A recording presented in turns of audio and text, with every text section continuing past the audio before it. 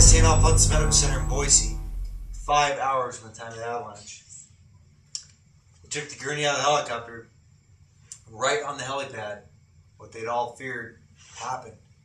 I stopped breathing. They rushed around, resuscitated me, got me going again, pushed me into ER, discovered the avalanche had punished me severely. They found a broken neck, C5, 6, 7 crushed, compound fractured left femur, blew my left femur in half.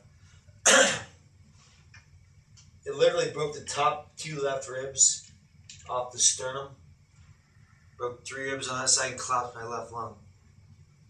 They found bruising, hematomas on both sides of my brain, and blood pooling.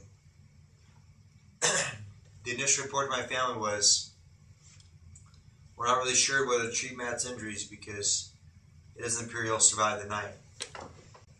He said, with the brain scan in place, I'll again inflict pain on him. Then he went on to say that if the scan doesn't show some response, we're in big trouble, because he said if there's any hope here at all, his brain has got to respond to our input. He picked up my left leg, broken leg, had not been fully treated yet, picked it up a couple feet off the table, and let it go. Whack. And the scan didn't show anything to speak of. He said, I know that it's exciting that we've got some signs of life, we got some brain activity, but he said, look, it's my job as his doctor to explain to you that he's in a coma, and we have no way of knowing if he's coming out. Then he went on to say, I also have to warn you that if he does come out, when he does, it will not be the same Matt you once knew. I didn't come out of that coma for over a month. And when I came out, the doctor was right to some degree. I was not the same Matt. But we just slowly started to rehab me in the sense that we'd do physical therapy, occupational therapy, speech therapy, cognitive therapy every day. But a lot of time passed. 88 straight days hospitalized before I finally got to go home. But I want to bring you something today that's very valuable in the sense that I can bring you perspective of your patients, what it feels like to be them, because I was them for 100 days plus.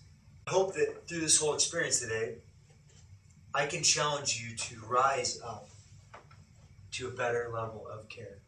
Step it up a notch. Take it to the next level. Serve people better. I'm urinating my little special little urine cup, and she just walked right in, the nurse does, and I said, excuse me. She goes, oh, honey, I've seen that before. And I said, well, honey, you have not seen mine before.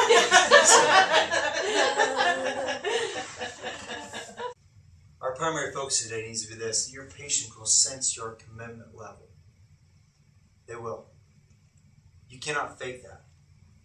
They're going to know if you're in this job to serve them, take care of people, to really, really care about people, or if you're in it for the paycheck. With the dictionary, if you look up the definition of passion in the dictionary, you see this. A strong liking or desire for or devotion to some activity, object, or concept. Think about strong liking is really, can be defined as love, right? Love and liking, strong liking have the same thing. So love, desire, devotion. So if you're truly passionate about something, it's going to require love, desire, and devotion.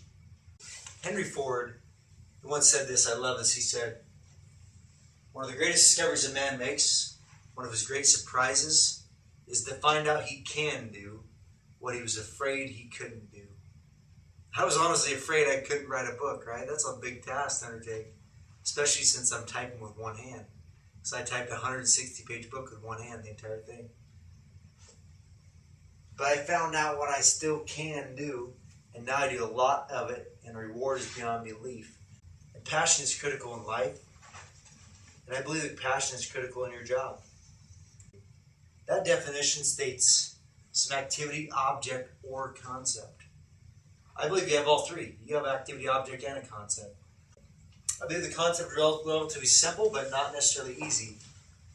Service above self. Does your patient believe you're truly here to serve them and truly here to care for them? The question is, do you have a passion, a strong liking, desire for, devotion to being better at your job today than you were yesterday? Will you rise up to a better level of care?